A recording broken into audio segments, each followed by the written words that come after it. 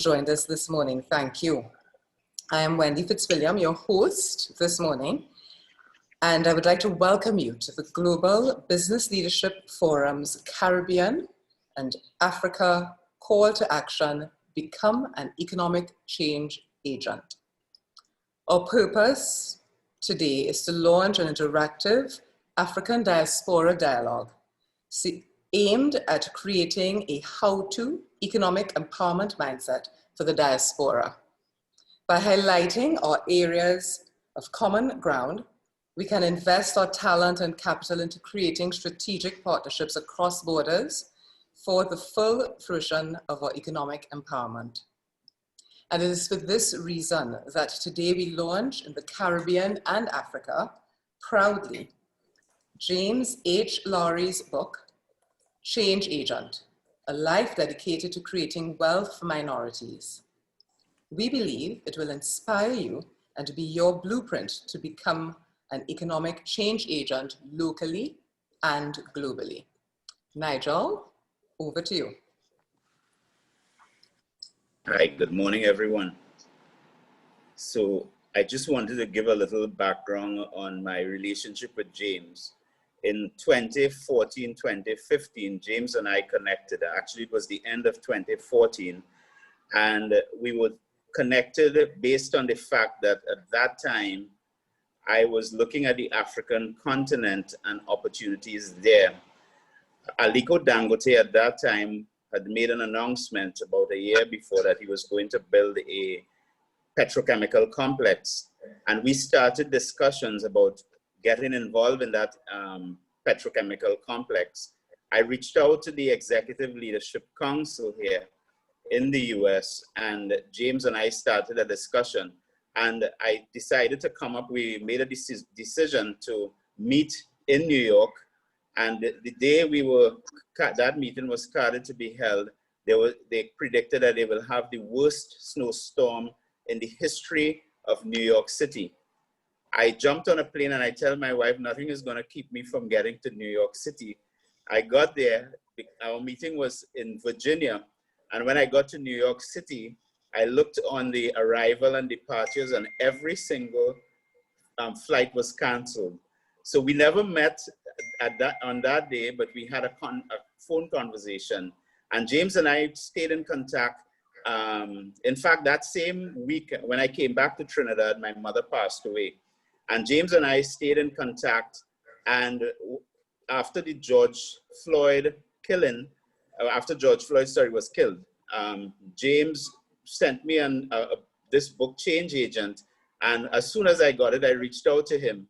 And we started having a discussion around economic empowerment, around empowering Blacks and minorities in general. And I said to James, why don't we have a launch of the book here in Trinidad, so and the Caribbean and Africa. So that was the start of this session today, this event. And I just want to say today that I salute James Lowry for his decades of work and all that he has done for economic empowerment and empowering minorities. Sit back, relax. James, we have a little surprise for you.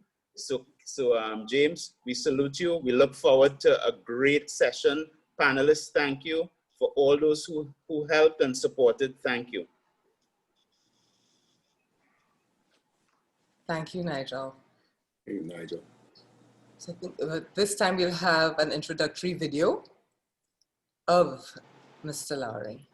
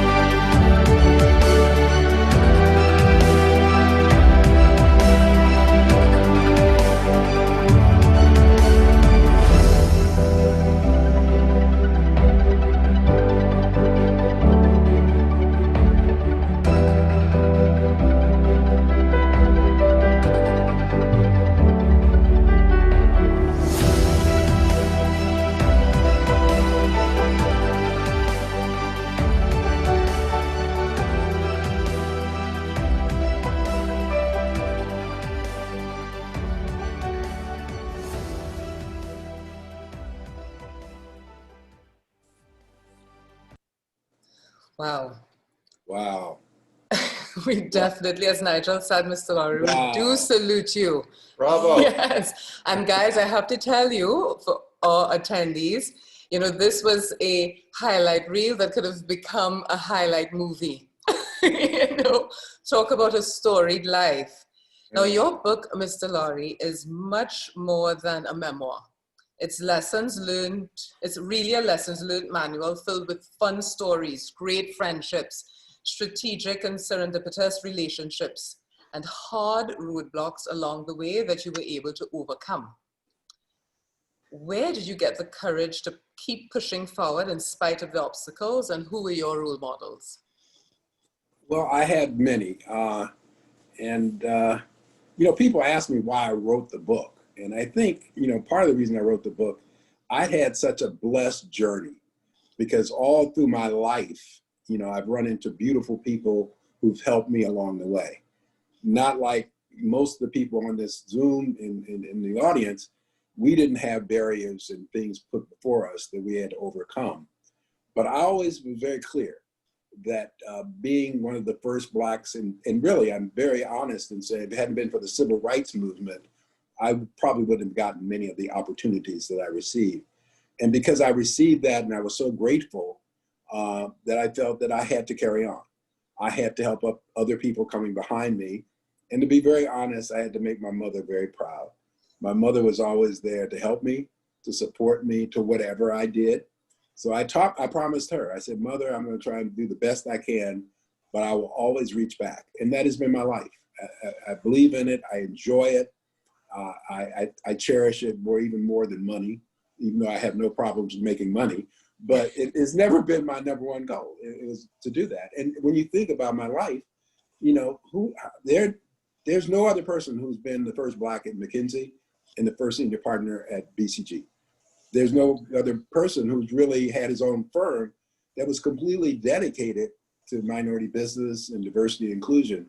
So I wanted to share my story, and hopefully it would inspire others, but more importantly, to have others learn from the mistakes I made. So it's a very honest book, and to try and share with them so that they could do better, and they could also lift up the lives of people coming behind them. So that was the purpose. It was a 2-year effort, yes, because I want to get it right. But I think at the end of the day, it's me. It's my voice. It's my lessons, and I'm proud of it.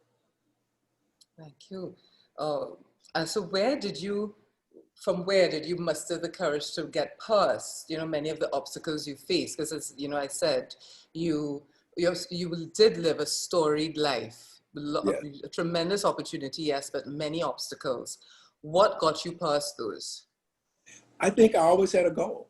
I mean, Okay. and that's what I share with younger people. If you have a goal where you want to go, if you have a vision where you think you should make an impact, not only on your family, for your community, the little things, the microaggressions, the discrimination, it doesn't really affect you in a way because it's not going to deter me from where I wanted to go. So I had a lot of those. I talk about them in the book, but it never stopped me because all I wanted to do, I had a goal of being a change agent many years ago, and nothing was going to deter me from doing that. I had a vision where I think, and this is what this represents, of really connecting with people all over the world. As long as we had a common goal, and many of the people who are going to be sharing, you know, their comments later are the kind of people who share those same kind of dreams, and they've activated their lives along the same way. Right. So it really never. I'm a very positive mental athlete. You saw in the intro that I was an athlete. I think that had a lot to do with it. Once you're an athlete, you just believe in winning, and you work with people, and you work with other people to win. But you don't get on that floor and think you're going to lose. So I never, in any battle, anything, you know, I was never a television star. They said, you want to be a television? I'll do it. You want to be a consultant? I'll do it. But I never thought I was going to fail. And that's what I tried. You got to have a positive mental attitude. Or if you don't, you're going to fail. So I never did. Never let That's that right. Amen. First major lesson, right there. Who were your role models, Mr. Laurie? Well, I had several, and they came from different things. I mean, I would say, you know, Martin Luther King. I mean, you cannot be Black in America and not have him as one of your models? You know, for the world, I would say.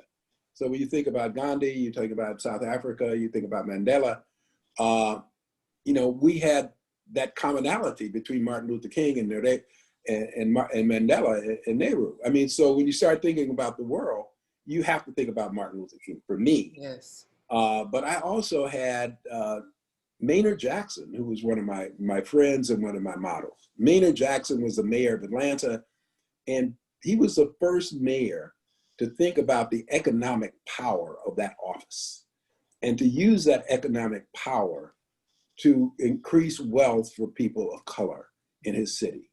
And so when he did that, and that's why Atlanta is considered the city that Blacks have been successful. And it was a combination of Martin Luther King and Morehouse, et cetera, et cetera.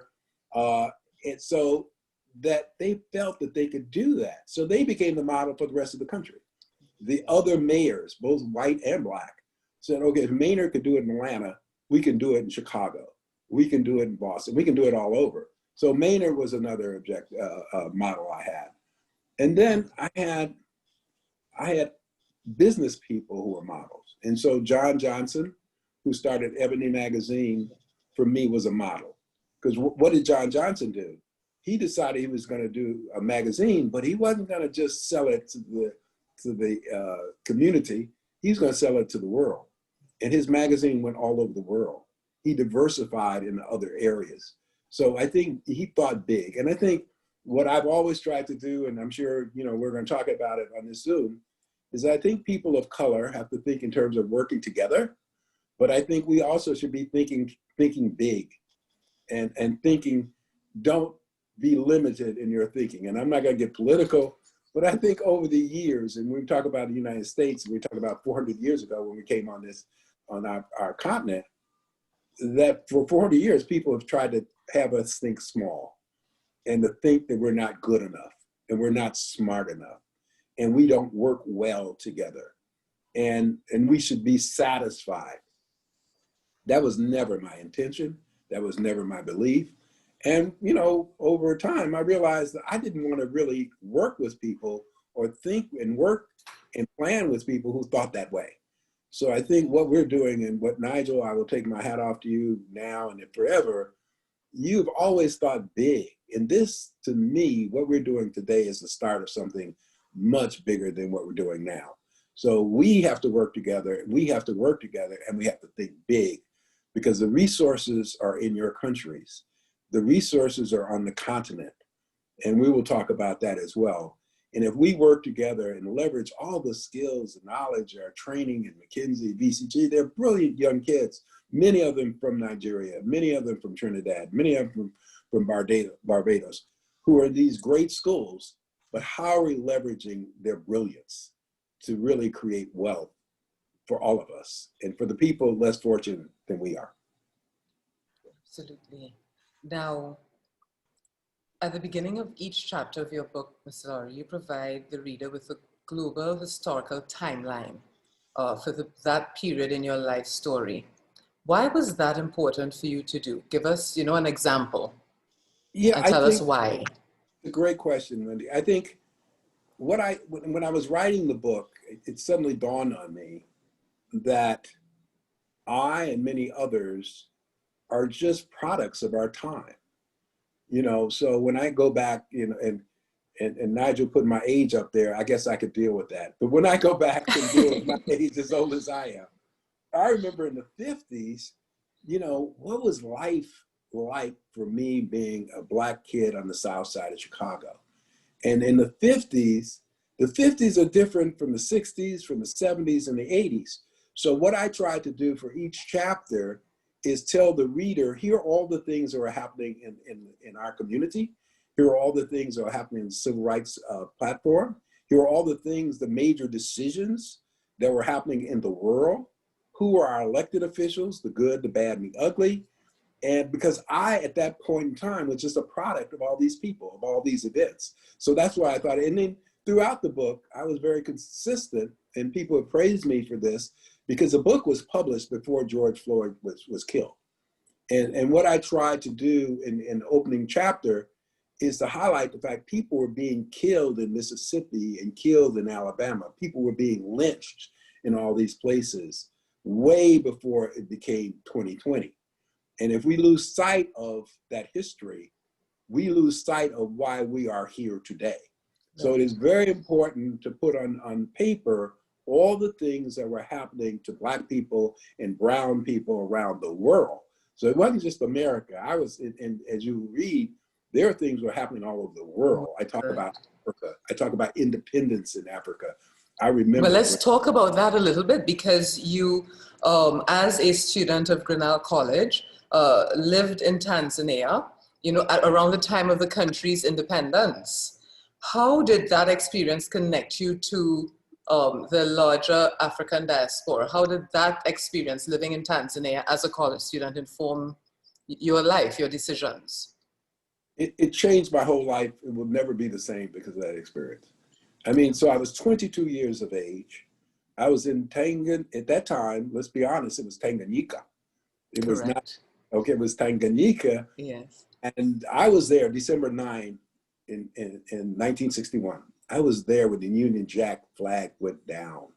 So here's this 22-year-old impressionistic kid watching this history. And during the same time, because Nyerere was Nyerere and everybody respected Nyerere, everybody from all over the continent was coming to Dar es Salaam. So we saw everybody coming for that event. I said, there's another world out here. People look like me, but there's another world and I want to be a part of it. And at one time I thought I was going to spend the rest of my life being in Forest Service and really dedicating my life to economic development in emerging countries. And so that's why I quickly went back to the Peace Corps. And when the Peace Corps recruited me, I said, I have to do this. And I did that, and then I became a member of the Peace Corps, and then I went to Peru, which is another great experience because I went to Peru. And we all know there are Black people in Peru. Okay, there are Black people in Ecuador. There are a lot of Black people in Brazil. You know, so I said, oh, this is another connecting point here for me. And then I met Bobby Kennedy. And Bobby Kennedy believed, and I will say this very candidly, probably believed more dearly in what we believe in than his brother. His brother was, you know, he was first president who said all the right things, but Bobby Kennedy believed. And why did Bobby Kennedy believe? Because he went to Mississippi and he saw the poverty of Black people in Mississippi. Changed his whole life. And so I couldn't do anything but work for him. And then when he was assassinated, I didn't know what I was going to do. A headhunter said, why don't you come to McKinsey? I said, okay, I'll go to McKinsey. They said, what is McKinsey? This is a consulting firm. This is a big consulting firm. So I went through 10 interviews. So I got 10 interviews. I was gonna be the first Black. It didn't bother me. I had things to do. And they said, okay. And I'll never forget it. The guy said, you're welcome to McKinsey. I said, I don't know if I'm gonna take your job. And I said, oh my God, I said that. And I think that poor guy in the three-piece suit that was gonna die. Because he was so nervous of making the offer as the first Black. And I said, I don't know if I want your job. They said, oh, this guy's crazy. I think we might have made the wrong choice. But it was a great experience. So when I went back to Tanzania, I got that chance. And I remember talking to my students, because I taught in the first post-secondary program.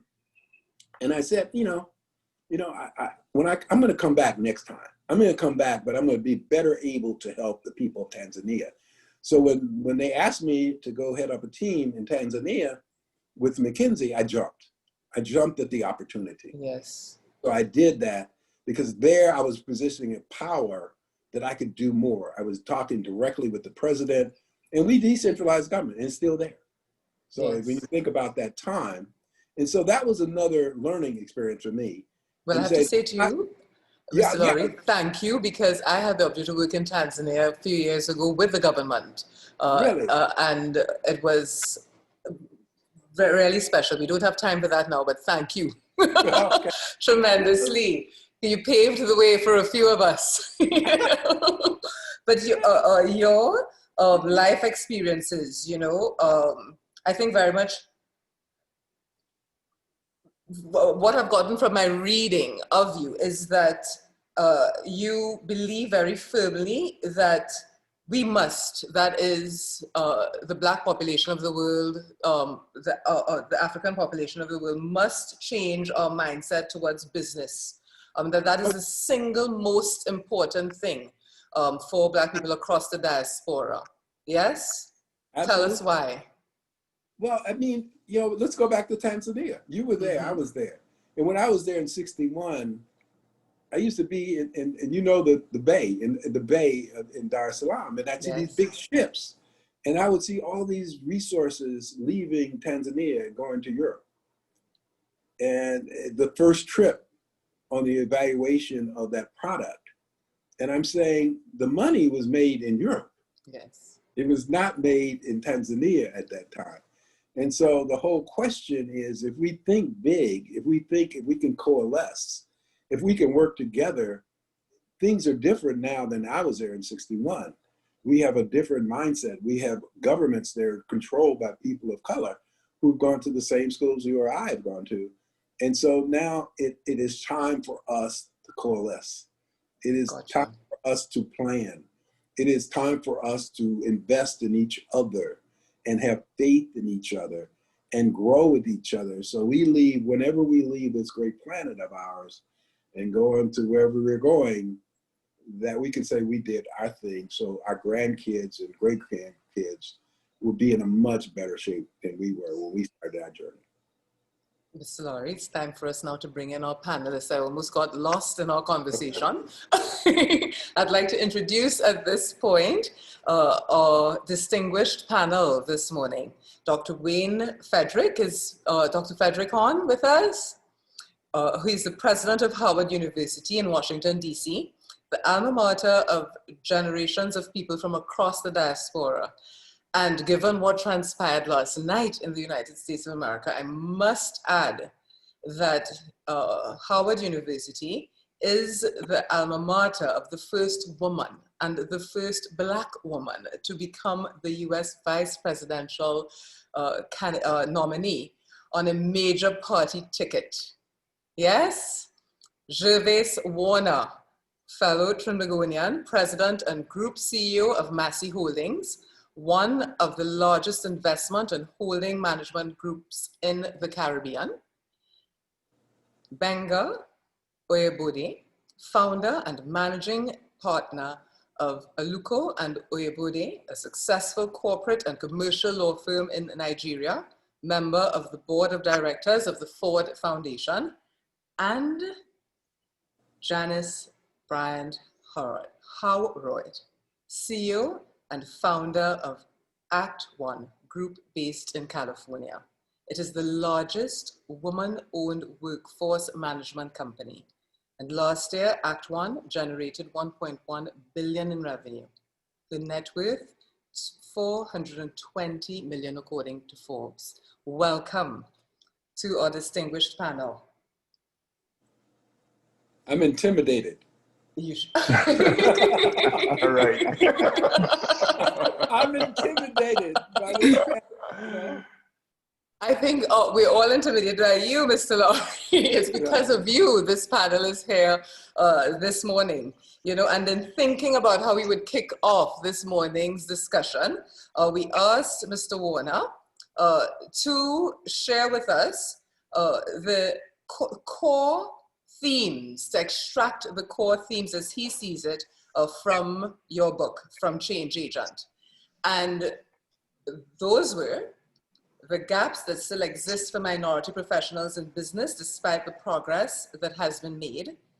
We are still underrepresented on boards, executive positions, and in technology professions. Building more minority business enterprises, a centerpiece in your book, Mr. Laurie. 10 points to accelerate Black economic development. Addressing inner city crime and chronic inequalities, Black on Black crime, poor education opportunities, lack of jobs and entrepreneurial opportunities, etc. And fourthly, very importantly, which ties all together, the importance of mentorship. So, Mr. Warner, or Gervais, we'd like you to start our discussion this morning and tell us why you chose these 4 themes. Sure. Well, Wendy, thank you very much. And Jim, it's a huge honor and privilege to be on this panel here this morning, honoring the book that you wrote. I really thank you, Nigel, for introducing me to it. And Jim, thank you for paving the path. I was a consultant at McKinsey for 11 years. In your book, you talk about hooking up with Tom Woodard and creating this Black client service staff network. And every single name you mentioned there, from Pamela Thomas to Roger Ferguson, and all people who helped recruit me, helped mentor me, helped me come through, McKinsey and be a partner there, helped me help others become partners at McKinsey, not just African Americans, but also people from the Caribbean, people from Latin America, women, and the amazing life you've led. I'm sorry, Jim, but I think Change Agent is too small. It's like a difference maker, change maker. You've changed the planet with the footsteps and prints that you've left behind. And I can't thank you enough for how much my life has benefited from what you've done and the examples you've created, the ceilings you've broken, the impact you've had around the world, and not just in the United States and in communities. So thank you. To say that you're an inspiration would be just a completely insufficient to really fully express how I feel about the impact that you've been able to have on my life and many other lives that I know of firsthand through the work and the heart that you've always had, everything you've done in your life.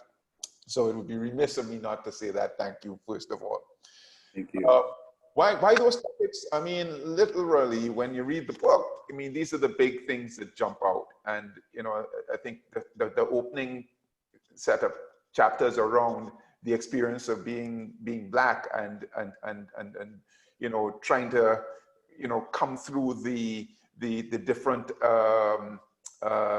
challenges that we have, and the importance of, being representative from the civil rights movement and earning a right to vote, to being able to be a part of a company, to be, McKinsey & Company, really distinguished company, and to be the first Black consultant there. So I thought that was a very important point. And to be honest, it's 2020 and we still have those challenges around the planet today. And it's not just in the United States or Europe, even in our own Caribbean. Yes, we do have Black professionals, but do we have, the kinds of businesses run by Black professionals that you would hope after all these decades we would have? So that was topic number 2, minority-owned, minority business enterprises. And I think that's a wonderful discussion to have. You've spent so much of your life helping, large companies make commitments in that regard. The Massey Group, I think we could do more, definitely, to support that. And in this panel, I look forward to hearing some ideas and learning some more and taking some things away that we could implement. And then thirdly, and I think that this is so important because so many of our African brothers and sisters are trapped in inner cities, and this is intercontinental. It's everywhere. I spent time in Accra, in Ghana, here in Trinidad, United States, you name it. We have these inner cities in which people are trapped in this cycle of being left further and further behind. And there are precious few examples of successful models of being able to break that vicious cycle. And it certainly is something I think is worthy of discussion. And I also look forward to hearing some ideas that we could apply here in the Caribbean as well. So those are the reasons that I picked those topics. And I do know that mentorship, and I am the beneficiary of people you have mentored, who have mentored me to teach me and help me grow to be a better mentor for others. So I know we have a specific discussion around that, but mentorship is one of the key tools for achieving all of the above. Thank you very much, my friend. Thank you. Thank you. You represent all those days that I was there, and I said, why am I here? And I said, I'm here because there are going to be people coming behind me who can lift it to another level, and you have. I'm so proud of what you've done with Massey, what you were doing when you were a partner at McKinsey. So I thank you. Thank you. Now, Mr. Laurie, if I may, you said something in our Q&A, and I want to tie it into what Gervais just said. You know, yes, creating space, taking up space and creating space for others coming behind you. A lot of us, when we achieve the level of success you have, as a matter of fact, both of you gentlemen, you, a lot of us, unfortunately, in the past, disassociate from our own. Yes. We may engage in a superficial way. We will contribute money. We will find the one bright star in our community, but lifting all of us, we don't do.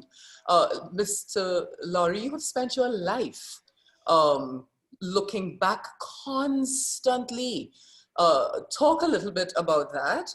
And I'd be very happy if at this point, Janice, you jump in as well and share a little bit of your experience in that regard, because looking at your life, the business you started, you've been able to do phenomenally well financially by looking back and helping others like you. I would so appreciate if you guys can share a little bit about that with us now. Well, the only thing, you know, I say, and I'm going to turn over to Janice because you want to hear her, but in my book, and Gervais mentioned one of the things I did in the book was to say, here are the 10 things Black America has to do to liberate itself.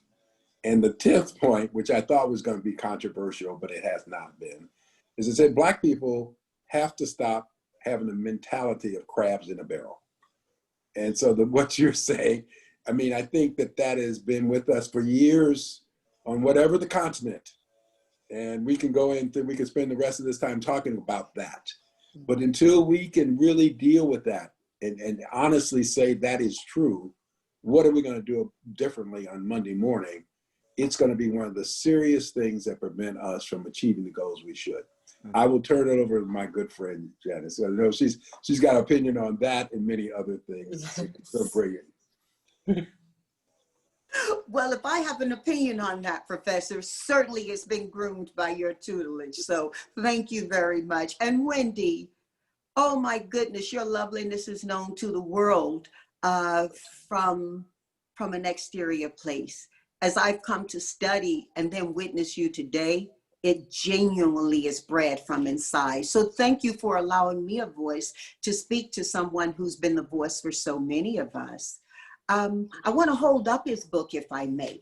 Yes. I hold it up, not just because it demands to see that handsome guy on the front cover. Who hasn't changed very much from that photograph. Girl, right? Okay, let me get back into this. Let me get back into this discussion, though. I hold it up because I think that within my hand is a manual that not only is the COVID thriving manual for so many people, it's also a manual that I think has to be put into all business schools across the world. Now, I say that as a business person who in large part, thanks to what Professor Lowry taught me, and in case you guys are wondering why I call him Professor Lowry, he most impacted me, although it wasn't our first meeting, when he led a classroom that I attended. And he taught that class in such a dynamic and demanding way that I left there shaking in my stilettos. What he said to me midway that class, Wendy, was, you can't sell your business. And I'd gone to that class thinking I'm going to get myself really smart so I make no mistakes when I sell my business. I was being approached by some pretty decent brands with some big pocketbooks. And he just challenged me to rethink. So today, as Act One Group does business across the globe in over 32 countries, managing workforce solutions and talent, for brands you guys know handily and small companies who you will know soon, I'm emotional about what he's taught. And I tie it back to his book on several points. First of all, in an introduction of him this morning, we saw that his parents worked at the post office, both of them, the U.S. Post Office. Now, the U.S. Post Office is a mail carrier for the world. For so many people, whether it's the medicines and products that are manufactured in friendly nations, whether it's the news and advantage of business and regulations that are occurring. So much of what we do and need is still managed by the post office, even more in this technical world of web-based information sharing. And so when I think about that and I see where we are questioning one of the most important elections we've ever had in the United States and for the world, I think about the legacy that started even before he was born and that was bred in him as a person, which he has shared with us. So I just give homage to his parents, even as I talk about him, who did the work in a U.S. agency that is now at threat. And because of the work he has done, so many of us are now positioned to address. It ties together well. When I think about James Lowry, the icon for me, and I don't overstate that. I'm not given to overstatement. I'm a North Carolina, very conservative person spiritually and very open and liberal person socially. I think about a star in my life, and I'm going to anagram it for you for brevity. Why is James Lowry a star for all of us, wherever we work or live? What are the characteristics of being a star? James Lowry first shares. You just had a conversation, Wendy. You picked up on a very thematic point when Gervais spoke about it. Reaching back, giving forward, sharing, not waiting until he was at multi-million-dollar level to share to enable people like me, a little nappy-headed little colored girl from Tarboro, North Carolina, who now, you know, is the founder of a multi-billion-dollar empire. By the way, your numbers were conservative, but I'll go with you. But the T in star, not only does he share, he thinks. Now, there are a lot of people who are academically positioned and experientially founded to talk on the matters he talks about. When you read his book, you know he's thinking, and the success he's had professionally is because he's thought before the matter. He thinks deeply into it. I've never sat in a classroom, and I've been in many, where someone has thought so deeply, not only about the content, but the context in which he teaches. And you spoke again to that, Wendy, when you talked about how he places in context the timelines of each chapter. Now that's really vital for someone like me, who's depending on his message to be true. The A in his star is he advances. He advances causes, he advances people, and he advances ideals. Need I speak more to that? And the R, he himself talked about, I think he referenced handily how he's worked with athletes and had athletes chase after him to mentor them. Well, we've got some incredible Black athletes. I would put him up there with them because he runs. He doesn't just walk the talk. He runs the talk. And when you add the factors, the characteristics of someone who shares, thinks, advances, and then runs the race, that's a star. And so for me, the top points I took from his book, as he referenced those 10 points, really for me, I read that book again around 2 o'clock this morning until about 20 minutes before I had to come on camera when I needed to go wash my face and take my braids loose. His top points for me occur between pages 195 and 200 in his book, where he speaks to the factors for success. And that last one, number 16, he talks about top management. If you take those 16 factors plus his leading guide of introduction to them, I think they have to, his life can be turned into a movie. I think those factors between pages 195 and 200 must be turned into a textbook and turned into a course and be taught in all schools. And I say that not just teaching African legacy people how to advance in a current world, post-Middle Passage. I say that for all people. His message in some ways right now is more important that we share with non-African legacy people than with those of us who share that common bond and bondage. And Janice, that's a very good point. And you bring me immediately to Dr. Frederick, who is the president of Howard University, a stellar institution. Dr. Frederick grew up in my old neighborhood in Trinidad, and Howard is, for a Trinidadian, right up there with Harvard. One of the most respected universities, I dare say, in the world, particularly amongst the diaspora. And that point of sharing what we do, thinking big, coming back to Mr. Laurie's original point. So thinking big does not mean moving on and disappearing into the bigger world from the example of his life. It means knowing who you are, appreciating who you are, and growing you bigly for the entire planet to enjoy is what I'm getting from our discussion.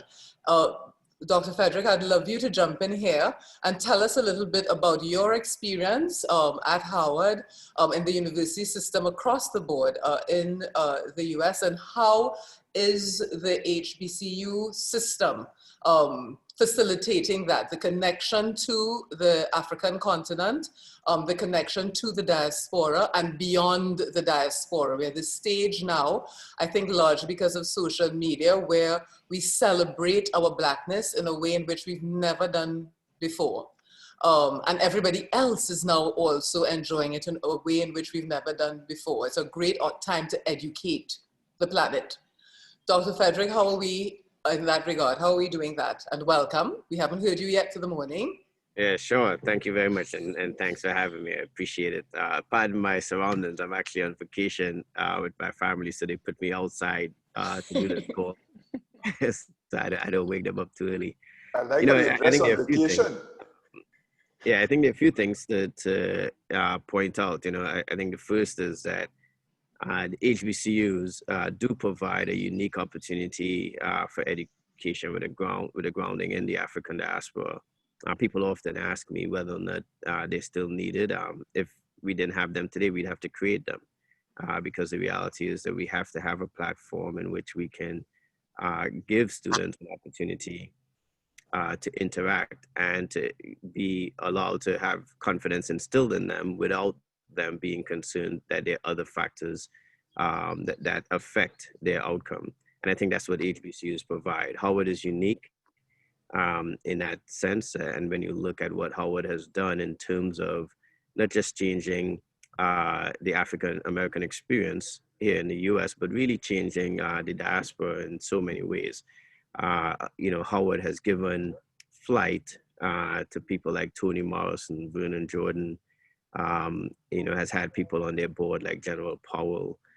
So we've had an opportunity, I think, to interact. But what is probably most important that I think is a common thread throughout that educational experience is the common touch and that ability to always relate to those who are most vulnerable and to those who otherwise don't have an opportunity. And I think that that's a key aspect of what we do and what we have to continue to do, especially in today's world.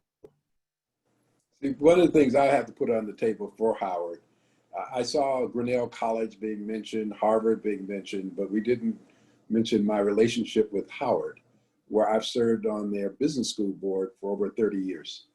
I think it's close to 30 years. And the dean of the business school worked for James H. Lowry and Associates. And one of the things that I take so much pride in is when I was doing a special report for the Kauffman Foundation on minority business. And they were doing it. And I said, well, have you ever, and they were giving out grants to start entrepreneurial centers. And I said, have you ever given a grant to a historically Black college? And the Kauffman Foundation is a $1 billion foundation in Kansas City, said no. I said, well, let me tell you about Howard University. And I shared those names that Dr. Frederick put in, but more importantly, I told them about the whole history and the power and the leverage that Howard has had. And I'm fortunate to say that we did receive a $3 million grant that went to Howard University to start the Entrepreneurial Center. And I think it was one of the first entrepreneurial centers any historically Black college has ever had. and I shared that, and it was part of my journey as well. So, Dr. Frederick, I think the world of you. I think the world of Howard. And as you know, because we're working on several big things, the world's going to hear more about Howard and what the great things that they're doing. So I take my hat off to you for joining this. And also, you mentioned, you didn't mention, you did it on Meet the Press, that the vice president candidate is also from the West Indies. So she's from Jamaica. So she might be East Indian, but she's also West Indian as well. Covers the planet and the United States. There's so many questions that have come to mind, but we do have to be a little bit careful because we're running out of time. So at this point, I want to ask Benga two very specific questions, and then we will take questions from our participants. Yes, what are the success models that can be followed, and who has an interest in collaborating with whom? Benga? Thank you very much, Wendy. First, let me say that when you say the success models, and I'm not going to try and rewrite Jim's book, but I think one of the great things about Change Agent is that the template is already in place in terms of and again, not wanting to repeat very much. I think one of the great things that I see about Jim's life, not very many people pack their bags from Chicago and end up in East Africa in the very early 60s. And even when they do end up in East Africa in the early 60s, the rest of their life is based on the opportunities and the learnings from that experience. The fact that you have an international view of the world, that's evidenced by a lot of the things that Jim has done over the years. The fact that not just did he spend time in East Africa in Dar es Salaam, but essentially use the opportunity to build a network. One of the things that we miss, nobody's talked about, is the importance of this network, whether it was in Chicago, whether it was working for the mayor, whether it was time spent in New York City, the opportunities. I sit on the board of the Ford Foundation, but I doubt that Ford will tell you that very many people who only spent 3 weeks working for Ford, and so a brighter opportunity, one that wasn't necessarily driven by remuneration, but one that was driven by opportunity, one that was driven by contribution to society. And so I think it's important when you say success model, I tend to look at it and say that one of the things that I take from Jim's book is just essentially how the lifetime has been spent constantly connecting and making sure that those relationships, that's the reason why a lot of us are on this call today, is that, I met Jim 7-8 years ago at a supposedly secret dinner, but he's come to visit in Nigeria since then. I've visited him in Chicago. It's important that, just like Gervais says, there are very many Nigerians who have worked at McKinsey, and every time I say to them, that the first African American, they don't miss a heartbeat in saying to me that Jim Lowry is somebody that they respect, they look up to, is a front runner, is a role model. Whether it's Fred Swanica or Achaleke or Gideon Wuneli, these are all people that constantly tell me about the reason they worked at McKinsey, and the great legacy that Jim left at McKinsey. And I think for me, that's the network. That's the value of his life. Is all of those opportunities, and I dare say that he hasn't stopped at every opportunity to make a connection. He will ask me, so what's the next thing that we're doing? And we'll pick up the phone and make the call. If it is to make sure that you know, it's a big world, but it's a small world in terms of the opportunities that all of us have in terms of how we achieve our objectives. So for me, I think the book, the ability to live a very international life, the ability to make sure that these networks, you don't just use them sparingly, but you use them to achieve the objective for your community. And the community for Jim is not African American. It's you know, I hate the word diaspora sometimes. You know, it is all of us Black people around the world, whether it's in Africa, whether it was time that Jim spent on the African American Institute, you know, all of those things up till today. People like Olusegun Obasanjo will talk about the time that Jim spent on the board of the African American Institute with him. So I think that that's a lifetime of legacy. It's a lifetime of building. And mentoring sometimes isn't about the one-on-ones that we do. It's about role modeling.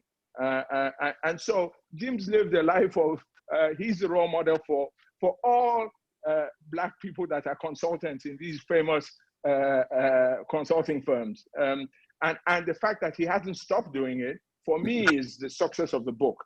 Yes, it's great to read the book, but I think that the fact that he's with us and we can see his life, we can see his contribution, he constantly wants to join in these conversations, and that around the world, wherever McKinsey has an office, or I dare say wherever BCG has an office, Jim was the star attraction at the BCG office opening in Lagos. So just understand the length and breadth of his influence. So I think for me, those are the lessons that I have learned. And that's the success that I have seen in his ability to bring all of us together and to make sure that those enduring values that he's brought to the table, particularly the values around networking. I'm sorry I keep going back to that, but I think it's important that we all understand that, Jim constantly is making sure that network, that it works, but it works for community, not just for himself. And for me, those are the lessons that I have learned, and that's the success that I see in his life. Thank you, Benga.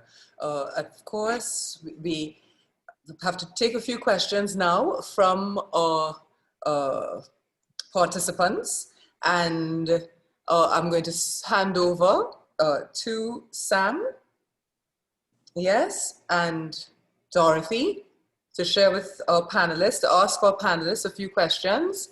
I can kick it off if you would like, because you've given me a lot to think about. I've been feverishly writing here as you've been speaking. Benga, being Nigerian, Mr. Laurie, having that experience, that initial experience in Tanzania, I think may have been instrumental in the way in which you have consistently, regardless of what stage of your career you're at, do two things: given back, and as as Benga said, build that network, maintain those relationships, because you had the opportunity to see Africa and Tanzania particularly in a way in which we in the West traditionally did not. That sense of pride and understanding of the loss. We are only fearful of things we don't know. And I think that exposure is so very important. Coming back to one of the questions I asked, how can we, in the simplest ways, I'd love a couple of examples from any of our panelists, how can we in the simplest way create those linkages? Where do we start? And how do we maintain?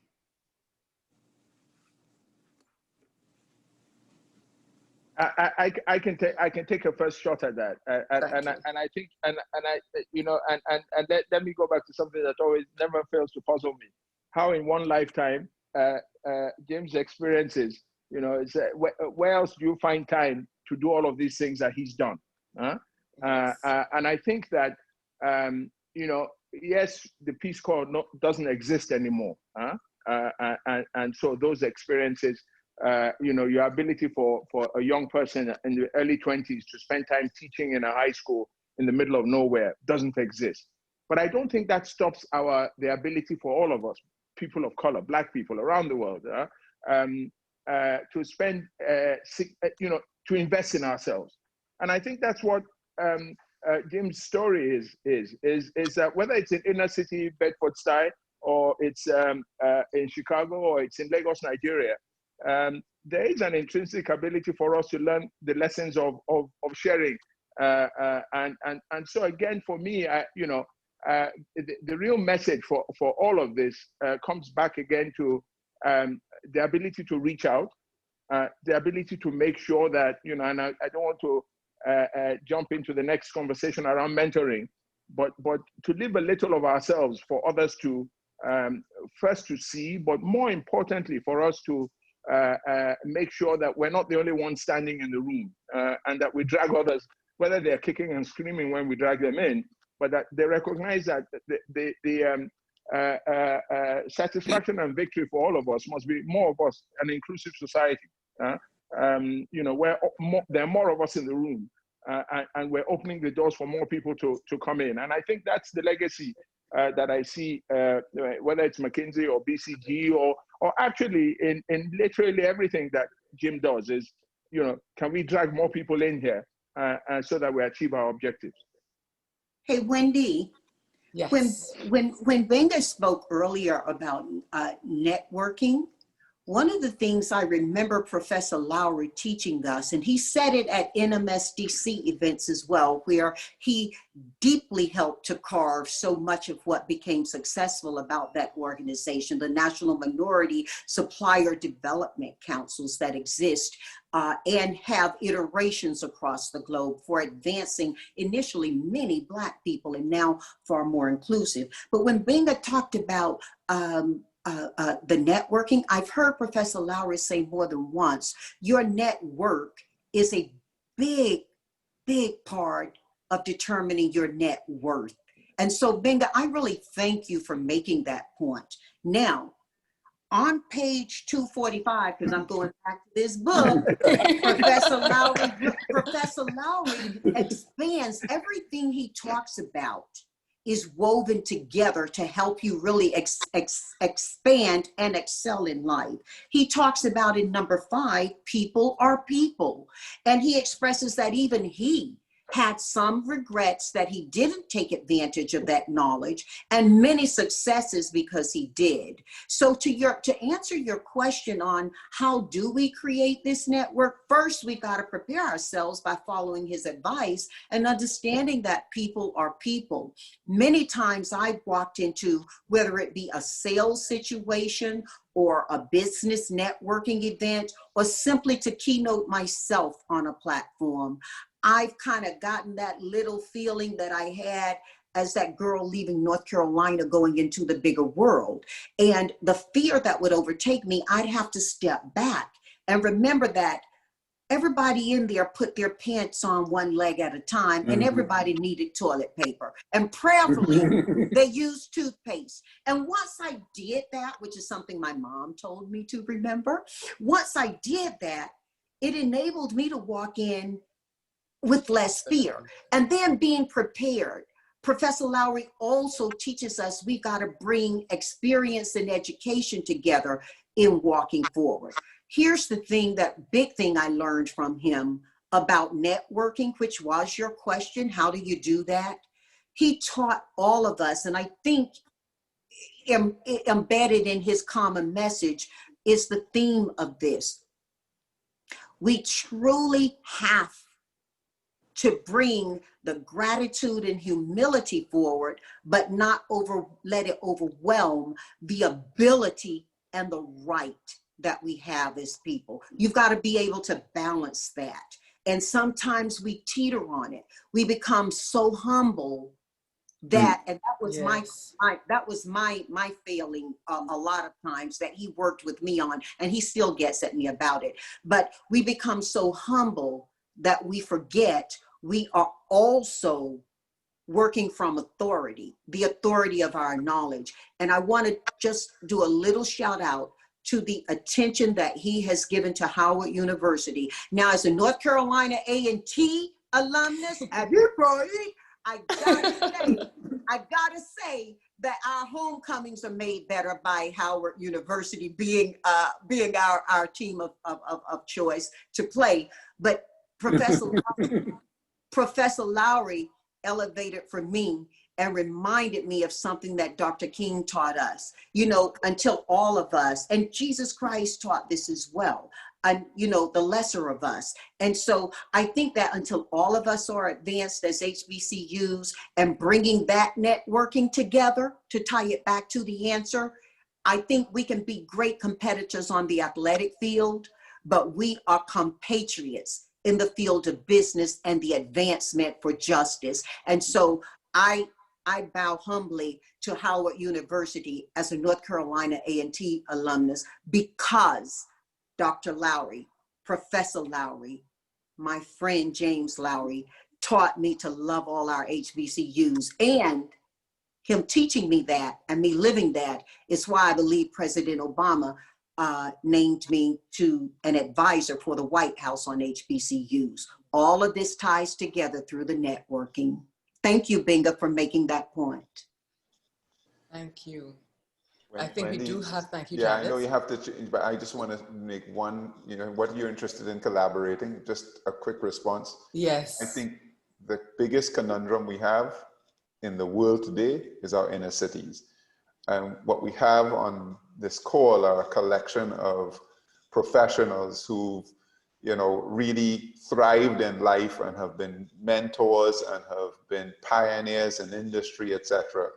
But we still have this huge challenge where vast quantities of African and people of African descent spend their lives in squalor. And I don't think it's something and so I'm interested personally with people on this call who have worked on problems and concerns like that to spend time thinking about things that we can do, and certainly being large in business and having a large footprint of influence.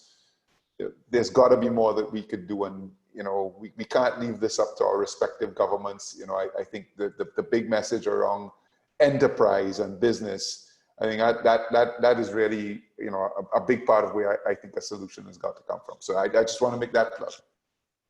Well, one quick point I'm going to respond to, Gervais, because you asked a question early on, which I think is tied to this, and it is, why are we having so few people in the C-suites and on boards? And I think part of it is what you've all been talking about in the last 5 or 10 minutes, is maybe the comfort that we should have in saying we can make the contribution at the highest levels to affect change. And as Janice has said, not just for Black people and brown people, for all people.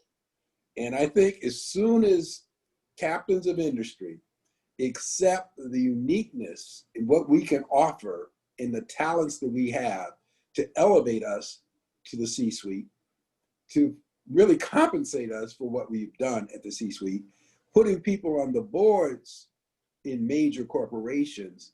When you have that happen, and what we're having now is reflection in the United States because of George Floyd and his killing, everybody, every corporation is trying to do the right thing and announcements are coming. What is missing is what you brought up at the very beginning. There are not enough of us at the table advising them on what they should do for cities in the inner city. And as soon as they see and get comfortable with the fact that people of color can make contributions, not only just for the corporation, not only for the next quarter of profitability or market share, but for the growth of our countries. Once they do that and feel comfortable with that. So comfortability goes two ways. We have to feel comfortable that, like Janice has said so clearly, that we are just as good, we're just as smart. In some cases, we are smarter, because we have antennas that we had to create to survive. That antenna can be used in a lot of different ways to solve problems. They have to feel comfortable in letting us in the room and really being a big part in this.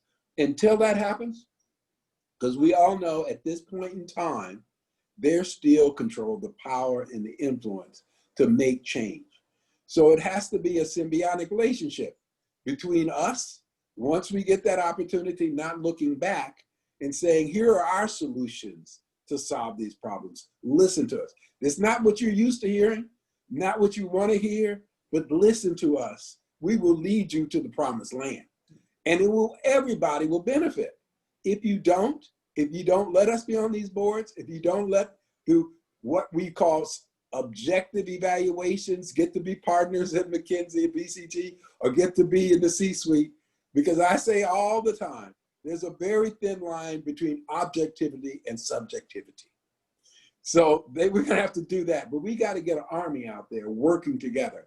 And I think that's another big challenge is once we do that, we're not gonna solve these problems in the ghetto in low-income areas overnight, but I think we'll be better armed to fight the battle over the next 10 years. I'm sorry, it is very close to me, but I had to share that. Very much appreciated and very important, Mr. Laurie, that you have shared that with us. Unfortunately, we're out of time for this first part of our discussion this morning. I want to thank all of our panelists, our distinguished panelists, for participating, for sharing your wisdom with us. We invite you to stay for the rest of this today's session. At this time, I'm going to ask Nigel to hop back in. He has a little surprise for Mr. Laurie. So I'd like Nigel to hop back in, please, and tell us a little bit about this surprise, which you're going to share not only with Mr. Laurie, but all of us. Nigel?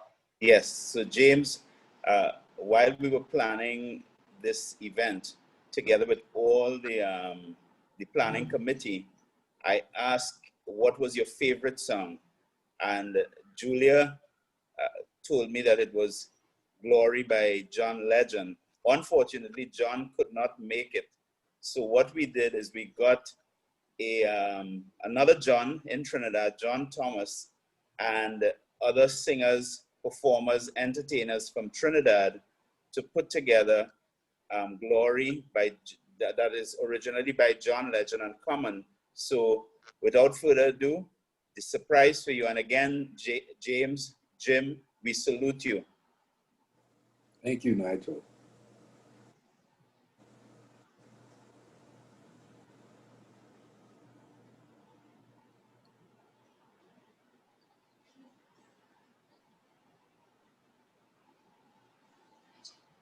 One day, when the glory comes, it will be ours. It will be ours. Oh, one day, when the war is won, we will be sure. We will be sure. Oh, glory. Glory. Glory. Glory. Glory. Hands to the heavens, no man, no weapon formed against, yes, glory is destined. Every day women and men become legends. Sin that go against our skin become blessing. The movement is a rhythm to us. Freedom is like religion to us. Justice is juxtaposition in us. Justice for all just ain't specific enough. One son died, spirit is revisiting us. True and living in us. Resistance is us. That's why Rosa sat on the bus. That's why we walk through Ferguson with our hands up. When it go down, we women and man up. They say stay down, and we stand up. Shots we on the ground, the camera panned up. King pointed to the mountaintop, and we ran up. One day, when the glory comes, it will be ours. It will be ours. Oh, glory. Glory. Glory. Glory. Now the war is not over. Victory isn't won, but we'll fight on to the finish. Then when it's all done, we'll cry glory. Oh, glory.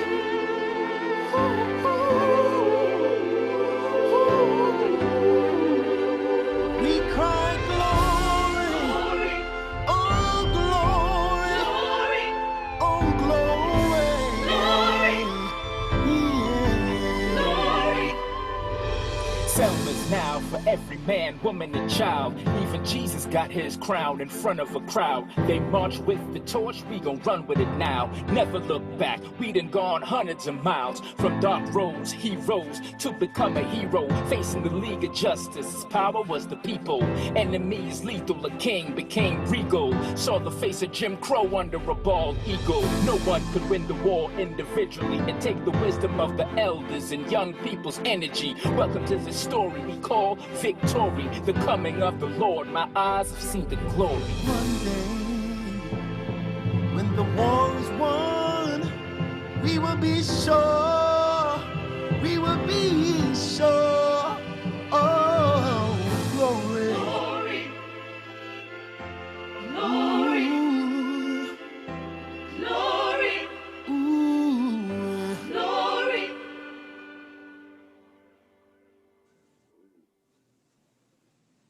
Beautiful. Ooh. Mr. Laurie, I understand why you love Whoa, that song. God, that Very powerful. made me cry. Yeah. It's almost impossible to hear it and not.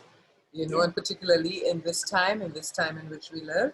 You know, I want to thank all of our panelists of the first session, Janice, Benga, Gervais, Dr. Frederick. Thank you so much for jumping on with Mr. Laurie and with me this morning.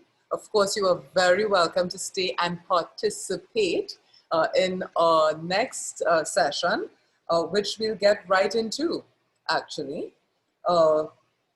We start this segment with a short clip of an interview conducted by Upfront Ventures in Pasadena, Florida, of Mr. Laurie and his former mentee, the one and only John Legend.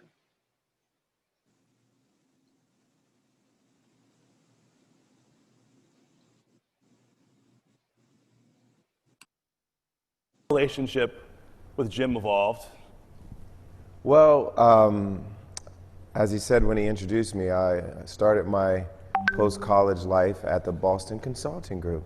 So I worked there for 3 years, and I was in the Boston office first, and then I moved to New York. But right around the time when I started working there, there was this new partner that had come in to the Chicago office. He had his own consultancy and built up a huge reputation and a huge client base, and he was going to come to BCG to bring all of his wisdom, all of his network, and all of his power to sell to clients to BCG. And his name was Jim Lowry.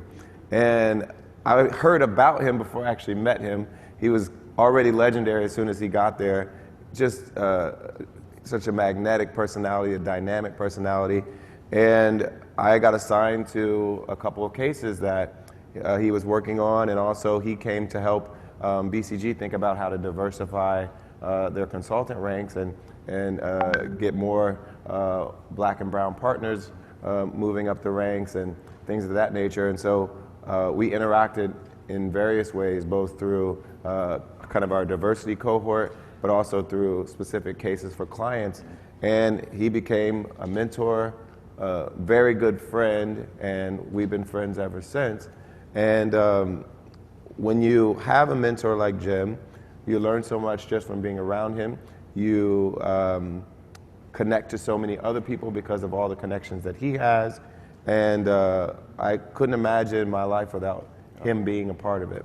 Well, now Jim, can you talk a little bit about best practices in mentorship, something I know you really like to preach and educate people on? Yeah, but I first got to say, thank you, John, for saying all those wonderful things about me. But it was an easy match, because when I first met John, I knew who he was. I knew what he stood for. I did his homework on his background, and I said, this is the kind of person I want to mentor. And I think it's very, very important as we share. There's a responsibility for people like myself to be a mentor. So I always tell them, like I told him like 20 years ago, be yourself, be strong, take chances, get around people who've done it well, and be the best that you can be in whatever field you're going to be. But I also say to many of my mentees, be a good mentee. Too often the mentee just takes it for granted that if you have it and you're gonna, you should share it. And it's not like that. So I said, what are the things you got to do? And then that's how we've been close. We respect each other's time and our space, but he has been a great mentee, and he's helping so many other people, and I'm so proud of you for doing that.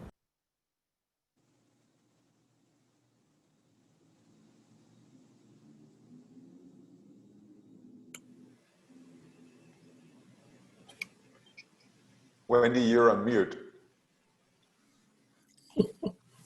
Forgive me.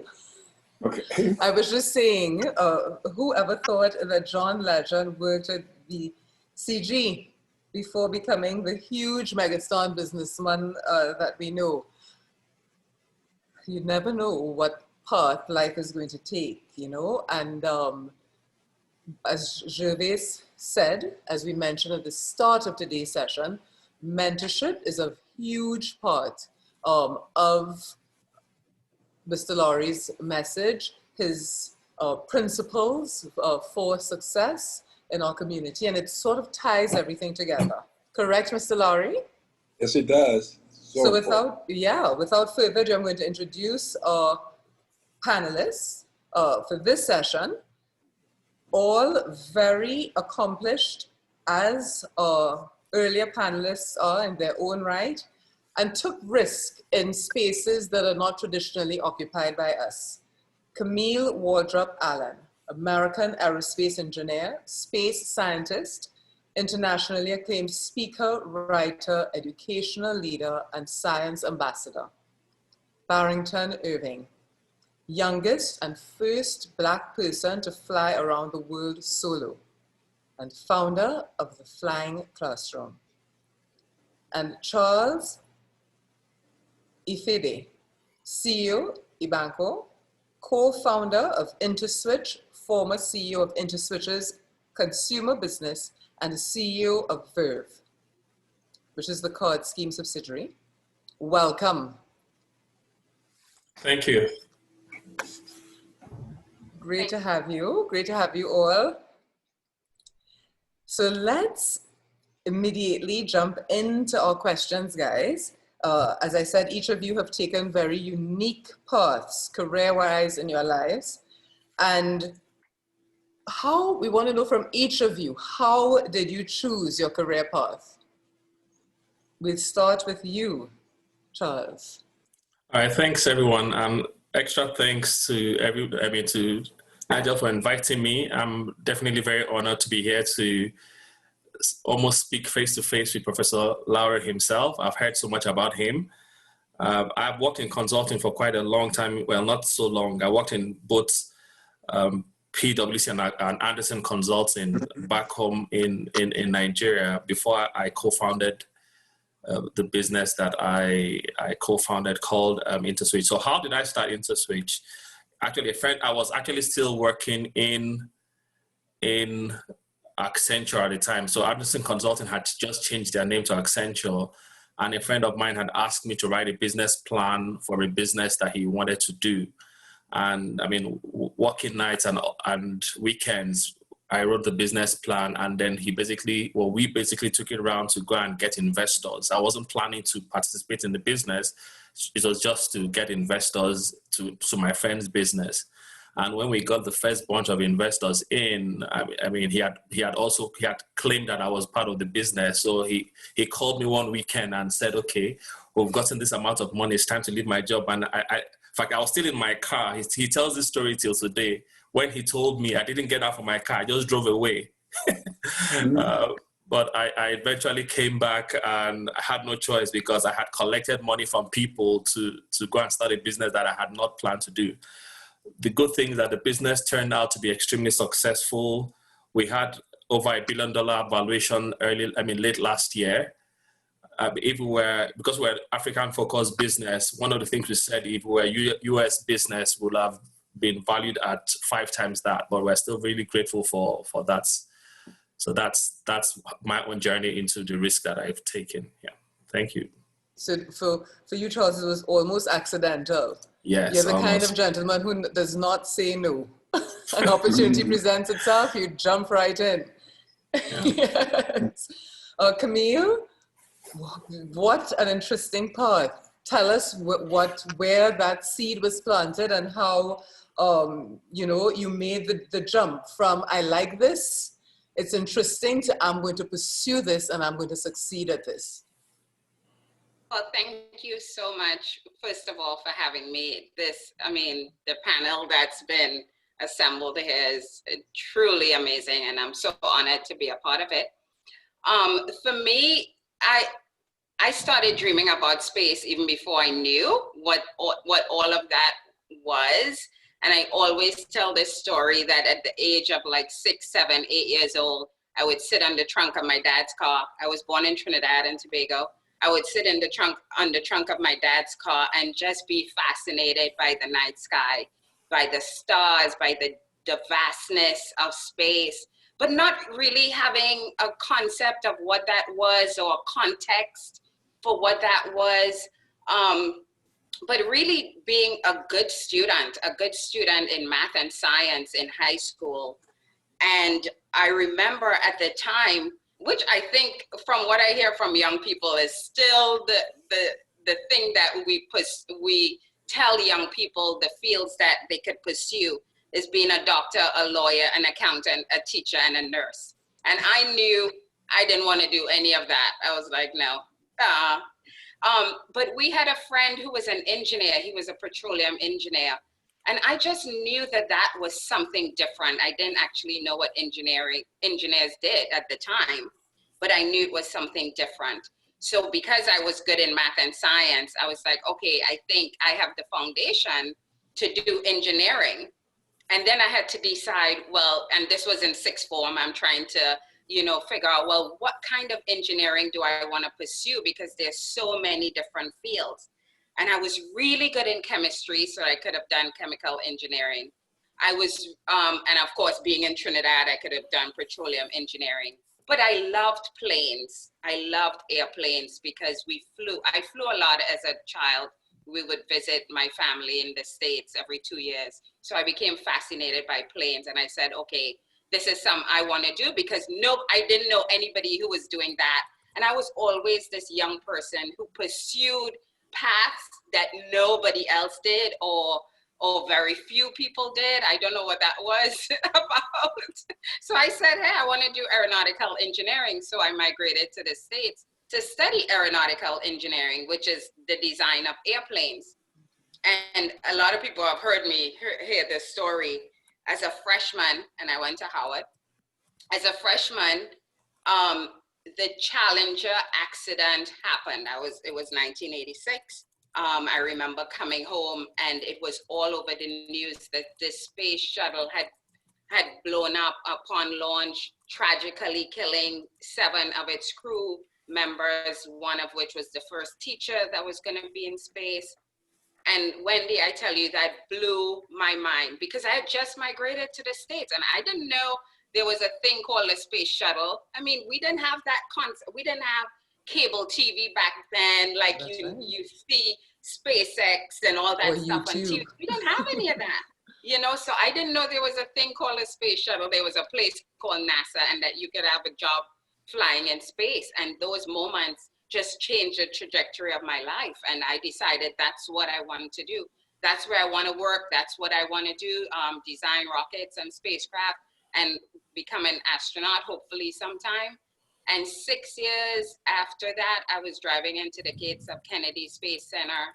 That was 26 years ago.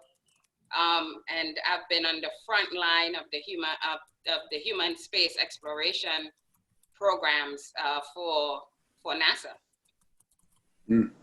Wow. Amazing. That is amazing, right? Amazing. And you see, she's got these historically Black colleges in her life. When I'm thinking about you at FAMU, and you're probably one of Sybil's people and Fred's people, right? And back in the day, and then you go to Howard and you're a Bison. This is what this whole thing is all about, you know? And we didn't know each other before today. And, you know, that's a missing thing that we must do a much better job in the future, you know? Of connecting. I'm so proud Absolutely. Thank you. Thank you, James. Captain Irving, tell us a little bit about your choice by yourself. At what age was that? Very young. Yes. Flying around the world by yourself, all alone. Yes. How? Well, who were your parents? And how did you? But he did it by himself with one engine. When I read that, I said, okay, you can fly around the world, but how many jets did you use? He flew around the world with one engine. With one engine. Yes, yes.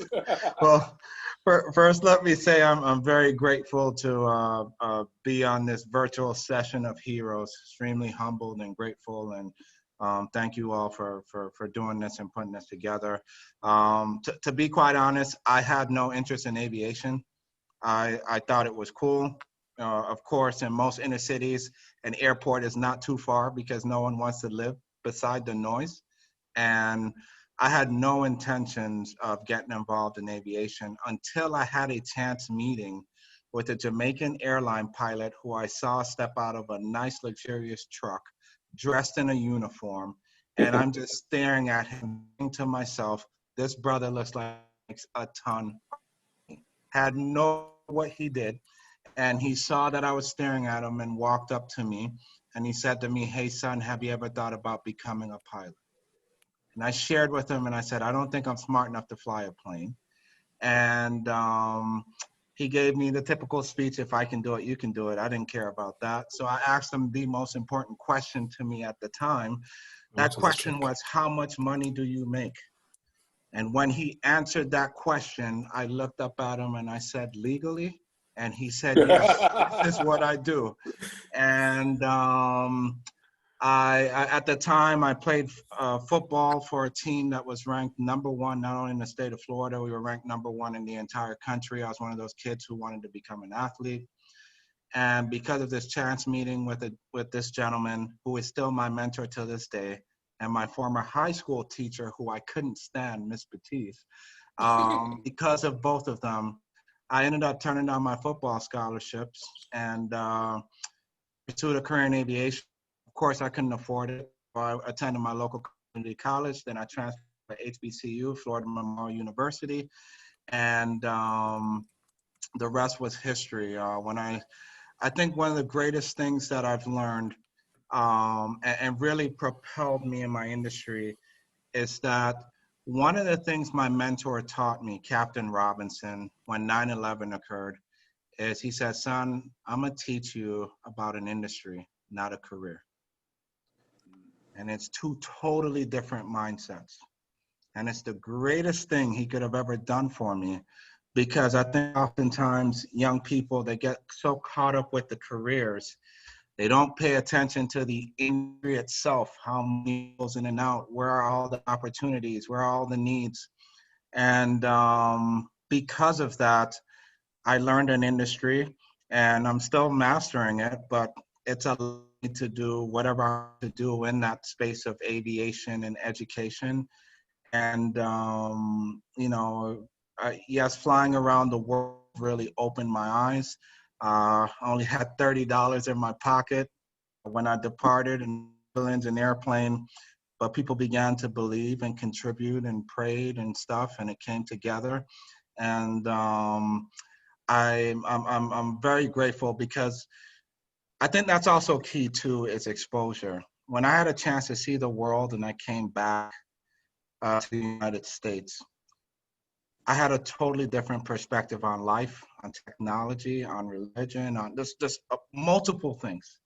I had a different perspective, and it's what has allowed me to, you know, successfully have 2 education companies, and I'm grateful for that exposure and the principle of learning an industry.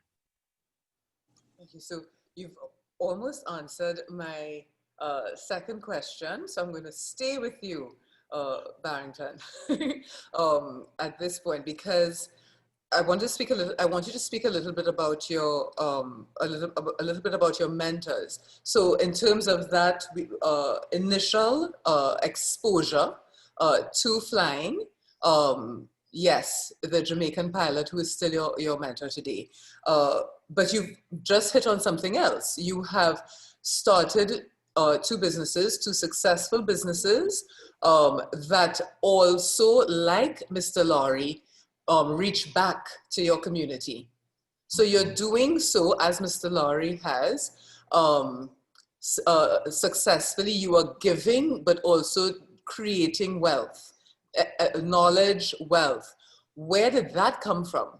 That's a big jump from, do you make this money legally, to being an entrepreneur, being a mentor yourself, and generating wealth in the process.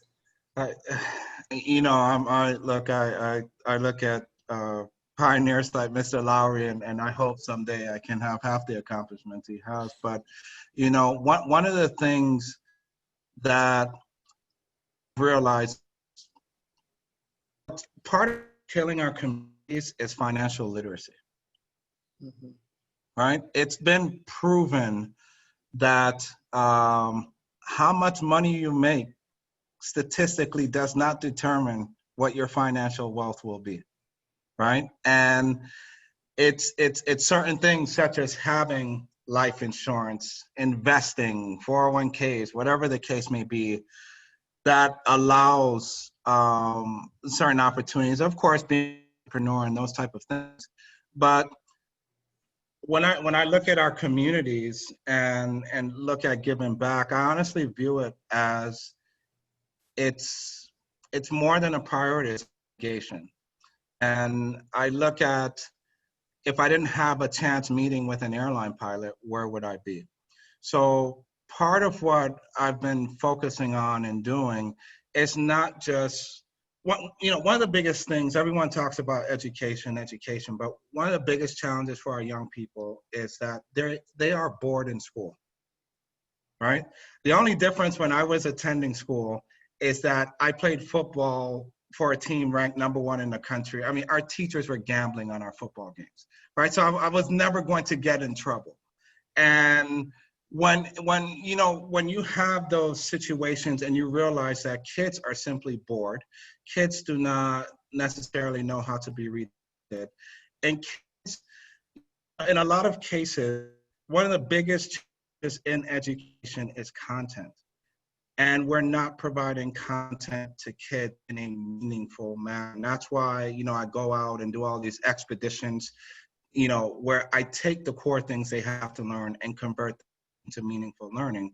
But the other thing that we're doing within Flying Classroom that I've realized is when they reach the high level, practical industry preparedness and awareness just there. So first we started off with kids building airplanes. This was our first big, we took 60 kids from schools in Miami, had them build a plane from scratch, and then I flew, and they did it in 10 weeks. And then we got into having kids building race cars faster than Ferraris.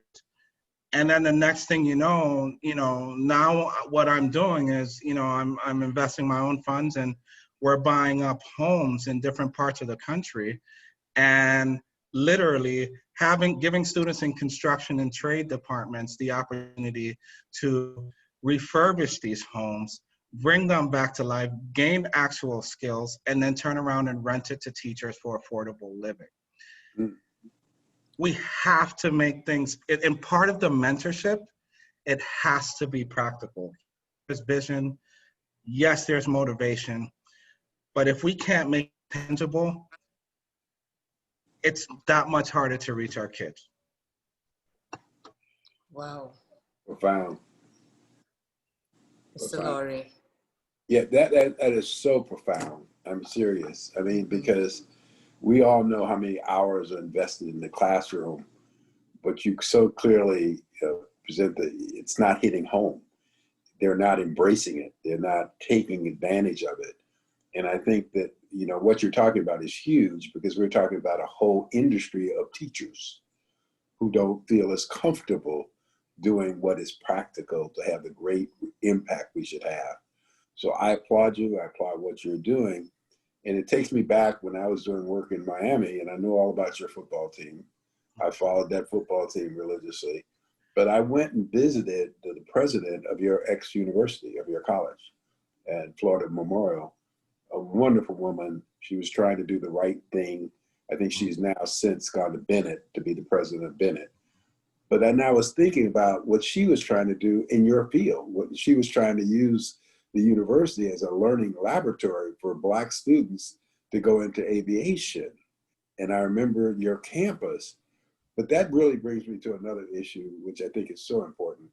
I was fortunate to go to Grinnell College, and on our board was Bob Noyce, who founded Intel. And because he followed, he started Intel, Grinnell College has endowment over $1.3 billion. So I think as we talk about historically Black colleges, we have to think about what contributions are we making to our alma maters. And I think it's shameful how small the endowments are on these. As Dr. Frederick said, we need historically Black colleges. So I think that that's another thing as we start thinking about how we're going to teach, how we're going to mentor. But I think the other thing, knowing from that experience of just visiting your university for the first time, how it's important to build up the assets in the foundation of historically Black colleges.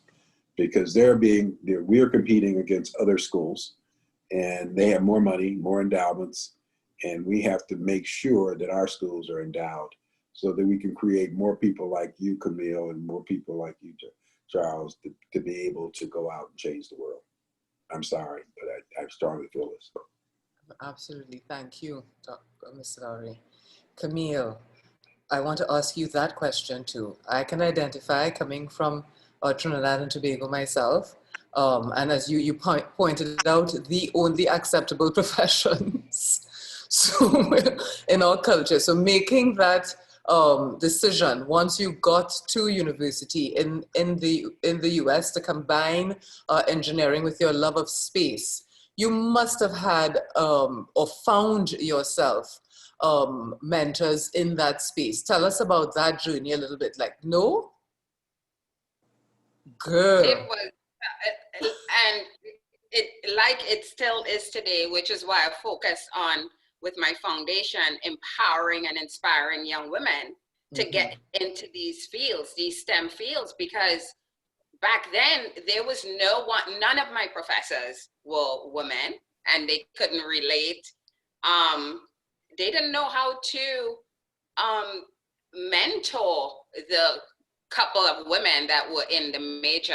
I was in mechanical and aerospace at Howard. So I really didn't have that in school. It literally was this North Star that I had that I wanted to reach. And Lord knows, I don't know how I did it, except for innate drive and grit and resilience and determination that I got through. It wasn't until later on in my career, actually, that mentors really started playing a role. And I wish that I knew. That's what I would tell my younger self. Make sure you reach out to people, because I didn't know that I should. I didn't know who I would reach out to. It literally was grind and grit. And so, yeah, and for females getting into STEM, role models and mentors are critical to engaging them and inspiring them. Representation is so important. If you don't see people who look like you going into these fields or in these fields, it's very hard for you to say, that's what I want to do. And so that's why now my foundation is 13 years old, but I remember sitting at NASA headquarters looking around and realizing there were no little ones who looked like me in the conversation of space. Space was all about the developed countries, US, Russia, Japan, Europe, Canada. And I was like, well, what about, countries in Africa? Like, I want to see a diversity of faces, and I want to hear diversity of voices in the conversation on what's the next frontier, the final frontier, as we say, and that wasn't happening. And I realized the only way to get there was through education and being that role model and being that mentor. And I founded my foundation to really do that, educate, empower, and inspire. And Irvin is right. Like, our kids in formal education are not getting the type of exposure, and they're not being they're not being taught to think critically and to solve problems, and they don't have the type of exposure. And I think the engagement, young people being engaged in STEM fields, working alongside real world professionals. If you want to be a geologist and you have no idea what that is, you seek out a geologist, go spend a day or two with them in the field, because then it opens your mind. You're like, oh my gosh, this is actually what I thought this was going to be. Or, oh, I hate this. I don't think this is what I think I want to do, right? So that engagement is really, it's not just about the theory in the books, which is something in the Caribbean we're very focused on, you know, teaching from the book, but not giving our students the exposure, the engagement, real world experiences. So critical. Absolutely. Charles, I want to ask you that same question. You know, you seem to have fallen into your line of business, but you've done phenomenally well, you and your partner in that space. So of course, even with the best mapped plans and extreme excitement and interest in your profession, like Camille and Captain Irving, those stumbling blocks can hit you hard. How did you maintain your focus in the hard times, and who were your mentors? Because I find it personally, because I'm a little bit like you, I've stumbled into a few things in my life that have changed the trajectory of my life tremendously. How do you keep pressing on in that when the path you find yourself on is not originally where you thought you would be? Okay, so as an entrepreneur, you have to actually find people that have gone before you. If I give a little bit of context, when we started the first business, I was 26. So this was when I was still fairly young, and we raised the equivalent of about $2 million to start the business. This was 2002, so quite a few years ago. And you start the first thing that any or most entrepreneurs will tell you, when you write a business plan, you likely throw that business plan into the bin within 3 months. Because once you get into the market, you actually start to face new realities, and then you know that things have to change very quickly, otherwise you would not get what you won't be able to deliver to the market. What I did specifically was to actually identify areas of weaknesses that I had, and picked people that had gone before me that I could actually spend. I didn't go and formally tell them, I want you to be my mentor. I picked them, and I was very clear what I wanted to learn specifically from them, whether it was managing people, whether it was getting into new business areas that you haven't gotten into before. And one of the things that I learned in the process was one of those guys taught me the power of networking. Not networking as we know it, whereby we go into a room and just share business cards and meet people, but actually networking and having deep relationships with the people that would eventually be your customers, eventually be your partners, and learn to be able to be someone of your word. So those are some of the things that I learned from one of my mentors. So you could actually reach out to, maybe not to the main role model that you want to reach out to, maybe someone just one step lower, and it's likely possible that you actually be able to get into his or her diary, have 1 or 2 calls, or even spend an hour in 3 months to meet with the person to talk about a particular area. And like Professor Larry was saying in the video, you also have to be a good mentee. If you're not a good mentee, the mentors that you have will feel that they are wasting an hour of their time once a month or once a quarter talking to you, so they might start avoiding you. So set what goals you want to check in with them, what they're going to evaluate, to see that you're studious and working hard to learn and develop in the areas that you want you want done. So in the case of Captain Irvin, I'm going to suspect that when he checked in with his own mentor, there was clarity about the next thing he was going to pursue before he checks in again. So you're not also wasting the time. And the mentors have this joy of seeing, of living through you, sort of, right? They've gone past, they've done so much in their own time. I mean, your own mentor would not have flown around the world or gone to space or planned all the things that you've done, but he or she is happy to live through you. I mean, right now, I advise on a big accelerator in accelerator company that also has an incubator within it. And once again, I'm looking at these guys coming up with their own business ideas, advising them, reviewing what they're doing. And I'm also like, I wish I had done this when I was their age, but it's the ability to transfer so much of what you've learned to those people as well that is really important. So you made a very interesting point there, Charles, which I'd like Mr.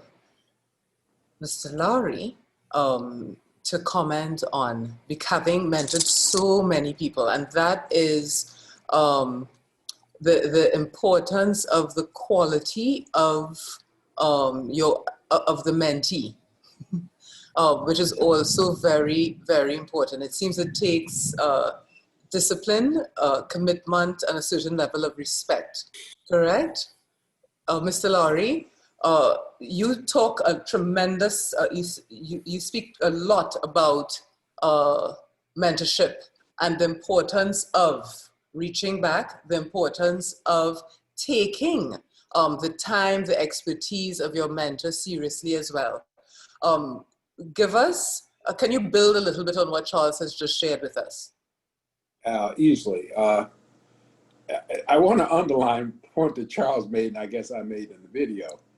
It is very, very important to accept the fact that most people who are in a position to be your mentor, who have things to offer, have relationships to offer, insights to offer, they're very, very busy people. They're successful because they're busy. They're successful because everybody's calling them or trying to get on their schedule. They don't have the time. So when they take the time, look at it as like an investment in you, but don't waste their time. Come prepared, with the questions. And one of the things that I'll send anybody an article, I wrote an article on this, what does it mean to be a good mentee? I would share it with you if anybody's interested in it. But one of the things I said is come prepared and take good notes. Don't do all the talking. Let me just speak. Nothing will just turn me off faster. Somebody, Mr. I want to talk to you. It's very important. I got a deal. I got this. I want to do this. And they spend 90% of the time talking. And so sometimes I would be very diplomatic and all like that. But now you get older in age, you don't do that anymore. He said, listen, I had the knowledge. You fill up all the space 90% of the time. You didn't get any of my insights. You didn't get any of my knowledge. Okay, I'll give you maybe one more chance. You come in there and you're talking all the damn time. You ain't getting me no more. Okay? So you're just not gonna get me anymore. Yeah. The other thing is when people share, take notes and try and take those notes and use those notes. Once again, when you come back and you show, just like Captain Urban, you show that you heard what the person was saying and you were able to leverage that knowledge or the leverage of insight. Nothing makes us feel better than to know we were heard and the advice we gave was utilized and you were successful. You were successful. And then I think several of you said, build on that. Because once you see that, and I remember John Legend. John Legend was a first-year consultant, but he was learning about life. He wanted to learn about life. He wanted to learn about consulting, how to do decks and all that kind of stuff. But he wanted to learn about life. And so I think it's very important when you can play it back to your mentor, what you've done, what you borrowed, what you used, and how you benefited from it. At the end of the day, and people are going to know me and you're getting a feel for who I am, what I've done, nothing gives me greater satisfaction than to know that I had an impact on people and young people, and the mentoring that I offered really made a difference. Nothing turns me on more than that. And I've had a lot of great things in my life too, but nothing turns me on, and I'll just leave that at that. But nothing else would turn me on. Things like that. You know, I'm going to put you on the spot now, Mr. Laurie, because, you know, our panel, quite distinguished. What impresses you most about them? And what advice would you give our panel? You know, I think, you know, I was taking notes. Yes. You know, and I think what impressed me most is that they're humble now, but they were humble when they started. They accepted that there were things that they didn't know in life. They didn't know about industries. They didn't know about aerospace. They didn't know about space. And they learned, and they had a desire to learn. Nobody can take that away from you. A desire to learn, a desire to be better, to be better, not only for yourself, for your family, for your community. So that drive. The other thing, they were not satisfied with minor successes. They thought big, okay? They were not satisfied with getting a job or getting a salary. That impressed me, you know, very much. So they were able to think beyond, you know, to be very candid, what people want us to stop thinking in terms of the stratosphere. So we're talking about the stars. And I use that expression, always reach for the stars. You might not ever reach those stars and where you want to go, but you're going to be so much better off if you had a vision that was much bigger than what people want to trap us into thinking that's as far as we can go, because we just happen to be Black or happen to be brown or happen to be a woman, happen to go to, you know, historically Black college, et cetera. No, you know, and I think even, you know, Captain Irvin, you talk about athletics, I talked about it before. You had the best high school team in the country. Consistently in Florida, you were the best, and consistently around the country. But every day you went to practice, your coaches were saying, we can get better. Okay? The other thing that I get from all of you is that you're all team players. And that's what athletics taught me. You're team players. And lastly, which was music to my ears, you always felt that you had to lead and do better for those people coming behind you. And I've talked about that throughout, because I think, once again, that has been kind of a legacy that we've had in the negative way. And I think that's why we are where we are in 2020. But I think from you, Charles, I'll learn this, because I'm just kicking myself. And I say this for you too, both of Camille, you and Captain Irvin, and even for Charles. Charles is just starting out. I wish I would have taken my money and invested in the deals that were in front of me. But because I was first generation postal workers and I had payroll and I had how much more money because I'd have made on understanding how you invest in the free enterprise system, how you make money in the free enterprise system. That's another thing people try and discourage us on. But people making money every day on investing in deals and getting equity. So I tell all and Janice is probably listening to this, but I tell all the people I had at Kellogg, I had this program for 27 years, don't be afraid of equity. Equity can blow you up, you know, and everybody said, no, I want 100%. I said, yeah, you're gonna get 100%. You're gonna get 100% of the debt. And if the thing goes down, you're gonna go belly up. You better get some equity in there to give you security, right? Am I preaching, Charles? Am I telling the truth? The equity puts you in. Yes, you are, yeah. Okay, equity made you very rich, okay? And so we haven't talked about that all day, but I mean, equity in growing our businesses, you know, when you think about the giants, what we would call the giants, okay? They got equity in Silicon Valley. They got equity on 128 when back in the day when in Boston was a place for high tech. They got equity, you know, and Captain Irvin, you know, you're from Miami. It was what, 30 or 40 years ago? Cubans came to Miami. There were no Cubans in Miami, but they parlayed their equity and grew a community They took over a community. They have the power to affect change for their people in that community. So I'm just saying, let's be aware of what money, the importance of money. Let's take knowledge that money does control, capital does control power. Without capital, you have no power. Okay, so the more power we have is really almost dependent on how much capital we have. How do we use our capital? Debt capital and equity capital. Like, you're a great model, Charles, of how equity capital came in. So you could have made partner you tickled me when you started talking about Arthur Anderson. I said, this boy been around. It's been years before they said Arthur Anderson. They say Charles. Okay. But you could have been a partner there and had a great life. But you got a better life now because you thought beyond that. You thought in terms of creating a business and uniqueness. And the only other thing I would say, and this is all the people on this panel and the other panel, I strongly believe they're geniuses in our community. Be there in Trinidad, in Jamaica, Liberty City, in Florida, they're geniuses. And we have to harness those geniuses to create our own Zuckerbergs, our own Silicon Valley. Because 7 out of 10 richest people in the world are all owners of technical firms. They're tech firms. We got to create our own. And that's why you're such great models, and I take my hat off to each and every one of you. Wow. Stephen, thank you so much.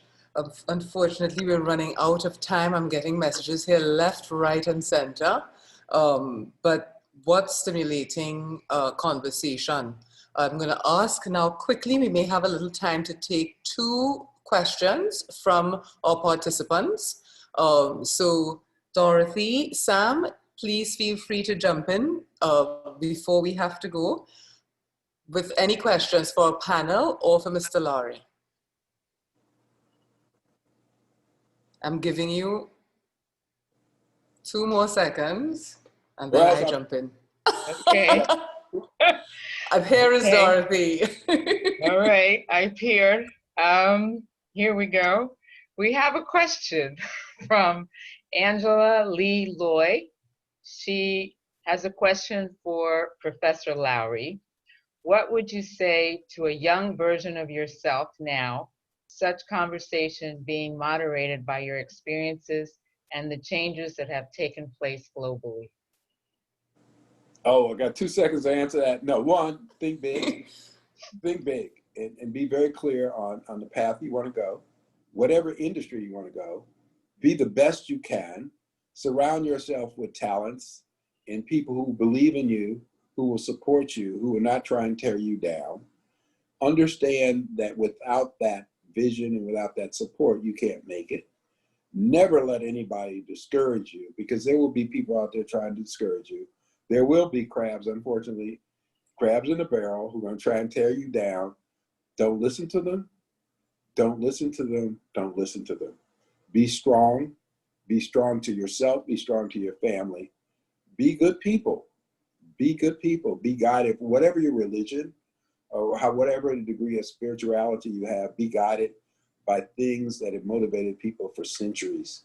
So lean on that. And the other thing I would say too is, maybe Captain Irwin, make sure your body is as strong as your mind. And because when you have a strong body, somehow it lifts you up. And at my age, I still can swim a mile and I can still do planks. So that ties together. And unfortunately, I look at the Zoom and I say, I don't look like that, like I used to look. So, but I mean, I still think young. So always think, and the saddest thing for me, people, is these people in my generation who just given up. I'll never give up. The last chapter in my book is, this is why I will not retire. So I think that those are the pieces of advice I would give. Thank you. I have a question. Yes. Yes, Jim, and this relates to this particular panel. What do we need to do to ensure that persons such as Camille, Charles, and Barrington are kind of like seen in the same light as, the, great sports, Black sports personalities. You know what I mean? I mean, when we have that type of mindset, it goes to the question of, you know, a change in mindset. Thoughts? That's a great question. I'm so glad you asked that question, because I didn't bring it up and I should have. When you get to my age and you start thinking about the connectability of many people across continents, you're saying you're running out of time. You can have so many cocktail parties. And 2 years ago, two very bright young people came to me in Chicago, and they said that they had a concept, and more importantly, it gets back to equity. And they had gotten a $2 million grant, not a grant, an investment, to start a platform, okay, a digital platform that could connect Black people from all over the world. And you could all check it out. It's called Valence. And I've been an advisor to Valence, and I should have gotten more of a piece of the action, but I got a little small piece of the action. That's once again true. But the whole idea, what we're going to try and do with Valence, is connecting the world of Black people around the world, just like we're talking right now, telephonically. Never been done. It's never been done. So to answer your question, this is the first thing I'm going to do when I talk to Guy Primus, who's the CEO. Very bright young guy, Harvard, done deals on the West Coast, had a proven track record. I think based on his abilities, et cetera, we're going to get additional money to blow this thing out. But this is what the dream is all about, is to take Camille and put her in balance and show who she is. And we call them spotlights. So we have done that. We've taken people that people didn't know, and we call them spotlights. And we're going to have spotlights in every country, every continent, and we're going to connect all you people together. And I hope, because I'm a consultant, I'm going to think about 2 or 3 things. 1, so we know each other. 2, that we know that the skills that we have within our respective communities is real and powerful. 3, that we can reinvest in each other, be it in mentoring, cash, or connectability. And 4, help each other's family grow. Because I think if we only stop with each other, that's not enough. Camille might have one person, a cousin or a nephew who wants to go to Grinnell College, or might want to go to Harvard. We should be able to coalesce and network like other cultures do around big things and little things. But by doing all that, and what I would say telephonically through Valence or anybody else, we can do this now. Just like, who would have thought we'd been able to do this on a Zoom? That guy, I mean, let's face it, that Korea guy did Zoom. He can buy everybody out. I don't think he can buy Janice out, but he can buy other people out. Okay? So think about that. That was not even created 4 years ago. So we're going to be able to communicate in ways we've never even thought about doing it. I think we should have a goal. We should have a plan. And I will just end, I don't know if you want me to say in the last word, but I think for me, this is so important. And Nigel, Sam, you know, Dorothy, Julia, all of you who helped pull this together, I thank you so much from the bottom of my heart. It's been very moving. It's been at times entertaining. It's been enlightening.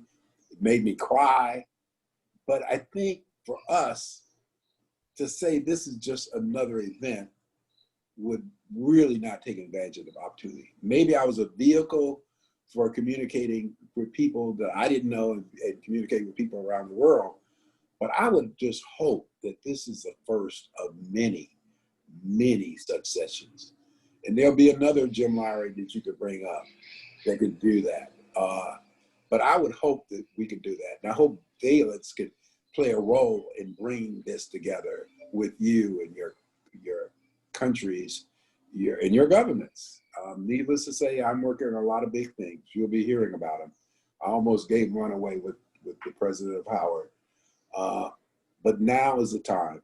If we don't take advantage of what's happening in the world today, and it's not, they just try and say it's US, it's not the US. When those kids were walking around and putting their lives on the line for COVID, you know, and facing and holding hands because they were so upset with the death of George, that was not just Black people. That was Black people, that was brown people, and there were white people, and there were young people, and there were old people. And the same thing was happening in the UK. The statues are going down in the UK. People were holding hands in Paris. People were holding hands in the Far East, in Latin America. This is a time for reflection. I've played my part. I'm passing the baton on to you.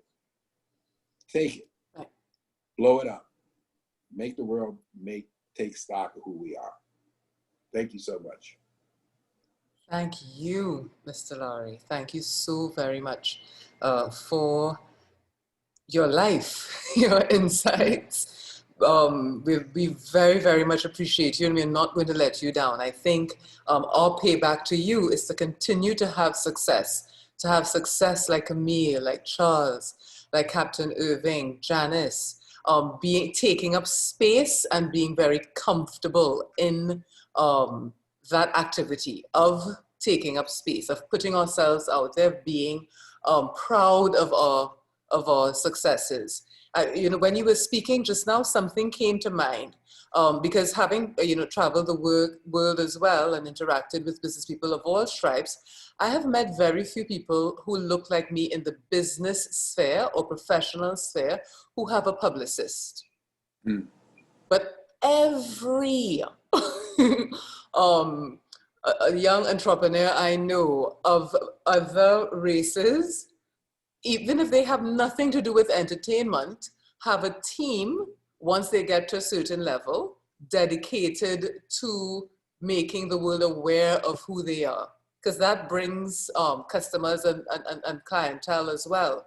And I think we have to do that a little bit more. We've been a little bit timid about being very visible. I know I do that. I apologize for myself constantly.